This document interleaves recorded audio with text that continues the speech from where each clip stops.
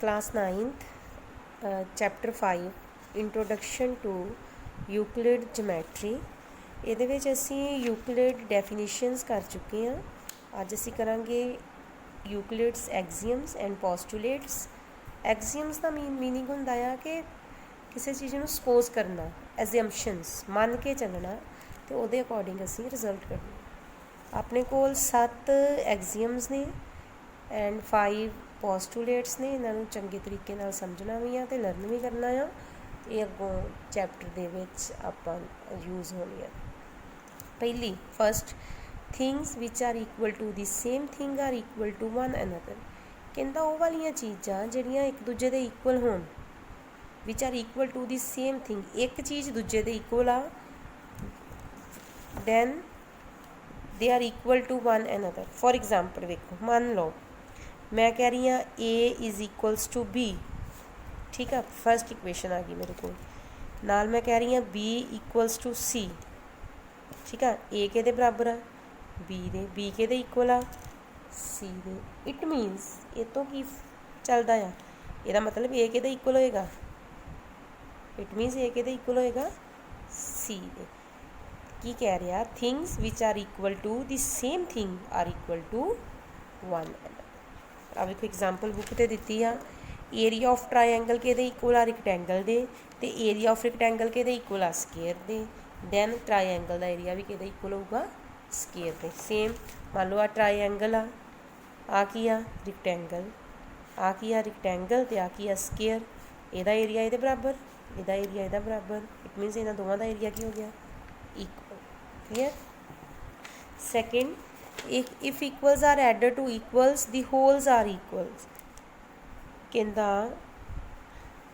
ਜੇਕਰ ਸੇਮ ਚੀਜ਼ਾਂ ਦੋਨੋਂ ਪਾਸੇ ਐਡ ਕਰ ਦਿੱਤੀਆਂ ਜਾਣ ਇਕੁਅਲ ਦੇ ਵਿੱਚ, ਤੇ ਜਿਹੜਾ ਆਨਸਰ ਆਏਗਾ ਉਹ ਵੀ ਇਕੁਅਲ ਹੋਏਗਾ। ਫੋਰ ਐਗਜ਼ਾਮਪਲ ਜੇ ਮੈਂ ਕਹਾਂ a equals to b, equal ਆ ਦੋਨੋਂ, ਮੈਂ ਇੱਥੇ ਲਿਖਦਾ ਐਡਿੰਗ 2 ਔਨ ਬੋਥ ਸਾਈਡਸ। ਜੇ ਮੈਂ ਦੋਵੇਂ ਪਾਸੇ 2 ਨੂੰ ਐਡ ਕਰਦਾ ਤਾਂ ਮੇਰੇ ਕੋਲ ਕੀ ਬਣੇਗਾ, a + 2 ਇਕੁਅਲਸ ਟੂ b + 2। ਆ ਫਿਰ ਵੀ ਇਕੁਅਲ ਹੀ ਰਹਿਣਗੇ। ਜੇਕਰ ਸੇਮ ਚੀਜ਼ ਦੋਵਾਂ 'ਚ ਐਡ ਕਰ ਦਿੱਤੀ ਜਾਵੇ ਤਾਂ ਆਨਸਰ ਆਪਣੇ ਕੋਲ ਕੀ ਆਏਗਾ, ਸੇਮ ਆਏਗਾ। ਥਰਡ ਆ ਗਿਆ ਬੇਟਾ, if equals are subtracted from equals the remainders are equal. Same a equals to b ਆ, ਉਹਦੇ ਵਿੱਚ ਪਲੱਸ ਕਰਨਾ ਹੀ। ਕਹਿੰਦਾ ਜੇਕਰ ਸੇਮ ਚੀਜ਼ ਮਾਈਨਸ ਕਰ ਦਿੱਤੀ ਜਾਵੇ, ਜਿਹੜੀ ਚੀਜ਼ ਮੈਂ ਇੱਧਰੋਂ ਮਾਈਨਸ ਕੀਤੀ ਦੂਜੇ ਪਾਸਿਓਂ ਵੀ ਸੇਮ ਕਰਦਾ, ਤੇ ਜਿਹੜਾ ਰਿਮਾਈਂਡਰ ਬਾਕੀ ਜਿਹੜੀ ਚੀਜ਼ ਬਚਦੀ ਦੋਵਾਂ ਦੀ ਉਹ ਕੀ ਹੋਏਗੀ, same. Things which coincide with one another are equal to one another. ਵੇਖੋ ਦੋ ਹੱਥ ਆ, ਇੱਕ ਨੂੰ ਇੱਕ ਦੇ ਉੱਤੇ ਰੱਖ ਦਿੱਤਾ ਦੂਸਰੇ ਦੇ ਉੱਪਰ, ਨੀਚੇ ਵਾਲਾ ਹੱਥ ਨਹੀਂ ਦਿਖਦਾ ਪਿਆ।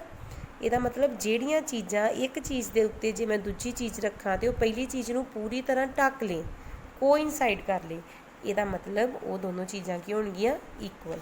ਆਪਣੇ ਹੈਂਡਸ ਦੀ ਐਗਜ਼ਾਮਪਲ ਆ, ਇਹ ਨਹੀਂ ਤੇ ਆ ਦੇਖੋ ਬੁੱਕ ਆ, ਇਹਦੇ 2 ਪੇਜ ਅਲੱਗ-ਅਲੱਗ ਆ। ਇੱਕ ਪੇਜ ਦੇ ਉੱਪਰ ਮੈਂ ਦੂਜਾ ਪੇਜ ਰੱਖਦੀ ਪਈ ਆ, ਰੱਖ ਦਿੱਤਾ ਜੀ। ਹੁਣ ਮੈਨੂੰ ਦੂਸਰਾ ਪੇਜ ਨਹੀਂ ਦਿਖਦਾ ਪਿਆ, ਨਹੀਂ ਨਾ ਦਿਖਦਾ ਪਿਆ, ਇੱਕ ਹੀ ਪੇਜ ਦਿਖਦਾ ਪਿਆ ਆ। ਇਹਦਾ ਮਤਲਬ ਇੱਕ ਪੇਜ ਨੇ ਦੂਜੇ ਪੇਜ ਨੂੰ ਪੂਰੀ ਤਰ੍ਹਾਂ ਕੋਇਨਸਾਈਡ ਕਰ ਲਿਆ, ਢੱਕ ਲਿਆ। ਇਟ ਮੀਨਸ ਇਹ ਦੋਨੋਂ ਪੇਜਸ ਜਿਹੜੇ ਬੁੱਕ ਦੇ ਆਏ ਕੀ ਆ, equal. Clear. The fifth is the whole is greater than the part. ਦੇਖੋ ਫੋਰ ਐਗਜ਼ਾਮਪਲ ਮੰਨ ਲਓ ਸਕੂਲ ਆ, ਦੋ ਚੀਜ਼ਾਂ ਆ, ਇੱਕ ਸਕੂਲ ਆ, ਇੱਕ ਕਲਾਸ 9th ਆ। ਸਕੂਲ ਦਾ ਮਤਲਬ ਹੋਲ, ਸਾਰਾ, ਠੀਕ ਆ। This is part, 9th class school the part ਆ। ਹਮੇਸ਼ਾ ਹੀ ਜਿਹੜਾ 9th ਕਲਾਸ ਦਾ ਇੱਕ ਕਮਰਾ ਆ, ਜਾਂ ਜਿੰਨੇ ਵਿੱਚ ਇੱਕ ਸੈਕਸ਼ਨ 9th C ਲਾ ਲਓ, ਇੱਕ ਸੈਕਸ਼ਨ ਸਕੂਲ ਨਾਲੋਂ ਕੀ ਲਏਗਾ, ਛੋਟਾ ਰਹੇਗਾ। ਇਟ ਮੀਨ ਜਿਹੜਾ ਸਕੂਲ ਆ ਉਹ ਪਾਰਟ ਨਾਲੋਂ ਵੱਡਾ ਹੋਏਗਾ। ਇਹਦਾ ਮਤਲਬ the whole school is greater than 9th class, ਇੱਦਾਂ ਹੀ ਹੋਏਗਾ ਨਾ, whole is greater than part. ਵੇਖੋ ਫੋਰ ਐਗਜ਼ਾਮਪਲ ਜਿਵੇਂ ਦਿਸ ਇਜ਼ ਮਾਈ ਹੈਂਡ, ਆ ਇੱਕ ਉਂਗਲ ਆ, ਸਾਰਾ ਹੱਥ is greater than this finger. ਇਹ ਹੱਥ ਦਾ ਇੱਕ ਪਾਰਟ ਆ ਫਿੰਗਰ। ਮੈਂ ਕੀ ਐਗਜ਼ਾਮਪਲ ਦੇ ਸਕਦੀ ਹਾਂ ਕਿ ਪੂਰਾ hand greater than this part, the whole is greater than part. Daily life 'ਚ ਐਗਜ਼ਾਮਪਲ ਸੁਣੀਆਂ ਮਰਜ਼ੀ ਲੈ। Things which are double to the same thing are equal to one another. देखो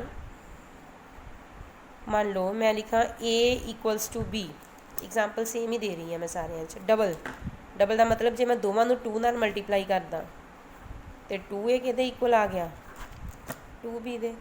it means left hand side किहदे equal आ गई right hand side दे। Things which are double to the same thing are equal to one another. Next things which are halves to the same thing are equal to one another. A equals to B, जेकर दोनों नूं मैं 1/2 नाल multiply करदा half नाल तो की होएगा a/2 equals to b/2। It मीनस ये दोनों अपने कोल की आ गई इक्वल। क्लीयर। ये अपने को 7 एक्जियम्स आ, इन्होंने एज इट इज़ तुसी समझना भी है तो लर्न भी करना बेटा यूज़ होनी है। अगे मेरे को आ गए पोस्टूलेट्स, यूक्लिड दे 5 पोस्टूलेट्स किहड़े आ। First, a straight line may be drawn from any one point to any other point। First postulate की है कहता एक जी स्ट्रेट लाइन आ, स्ट्रेट लाइन ये होंगी है कहता एक पॉइंट तो दूजे पॉइंट तक जेड़े मर्जी तक आप ड्रॉ कर सकते हैं। मैं पोस्टूलेट्स करा रही हाँ। This is postulate 1। आ पॉइंट आ इत्थों तक ड्रॉ कर सकती हैं। मान लो एक पॉइंट आया इनू आ पॉइंट तक भी ड्रॉ कर सकती हैं, इत्थों तक भी ड्रॉ कर सकती हैं। ये एक पोस्टूलेट का मतलब रिजल्ट आ, final result.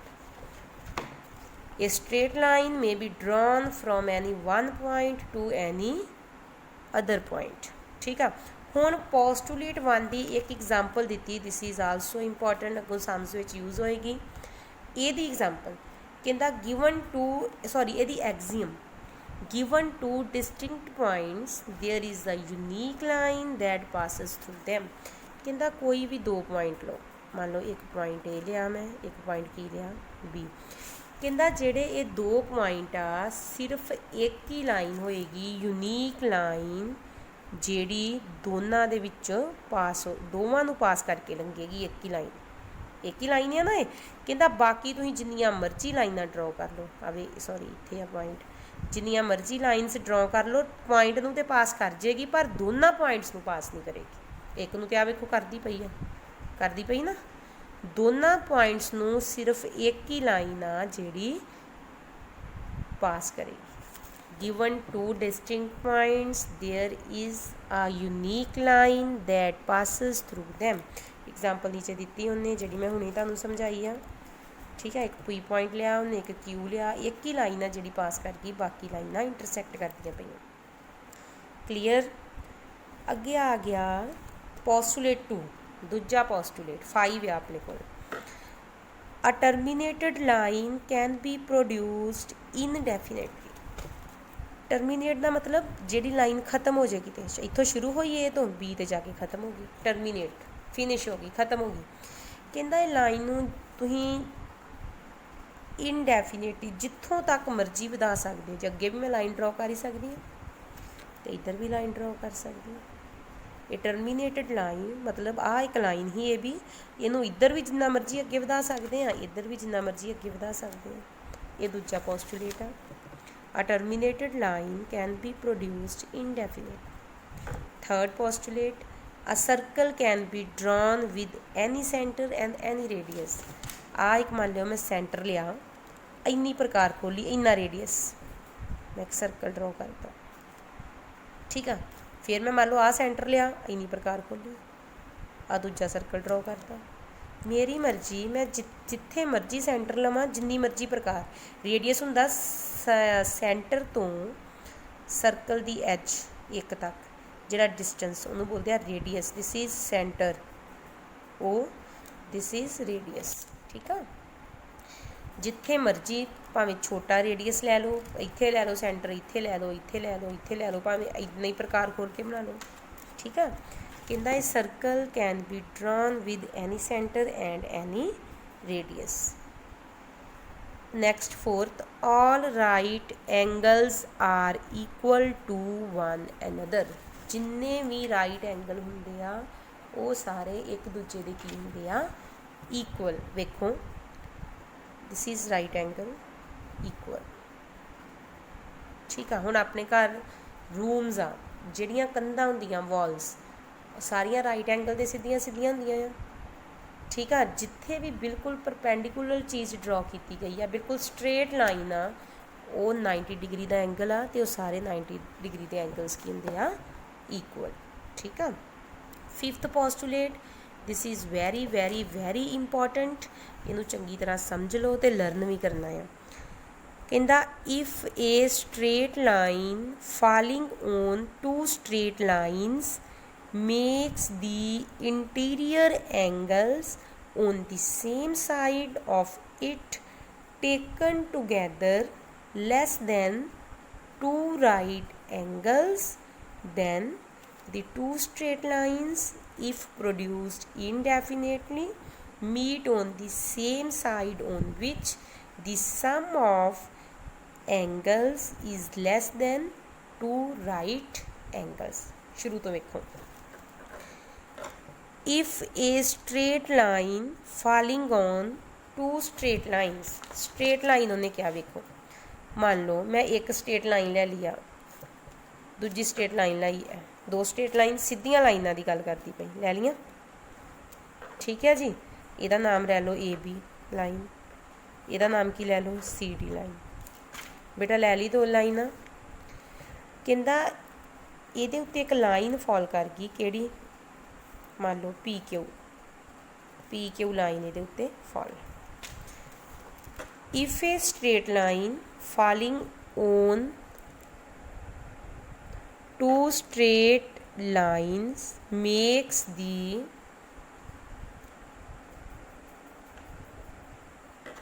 Interior angles on the same side of it taken together. ये दे की आ इंटीरियर एंगल, ये दे की आ इंटीरियर एंगल हुंदा जिहड़े अंदर वाले एंगल होण, taken together less than two right angles. कहंदा ये जिहड़े दोवें एंगल आ, मान लो इहदा नाम रख लो ए, इन्हां दा नाम रख लो बी, इन्हां दोवां दा जिहड़ा सम आ वो छोटा आ 180 डिग्री तो, लैस दैन 180 डिग्री। इन्हां दोनों का जिहड़ा सम आ वो 180 डिग्री तो की आ छोटा आ than the two straight lines if produced indefinitely.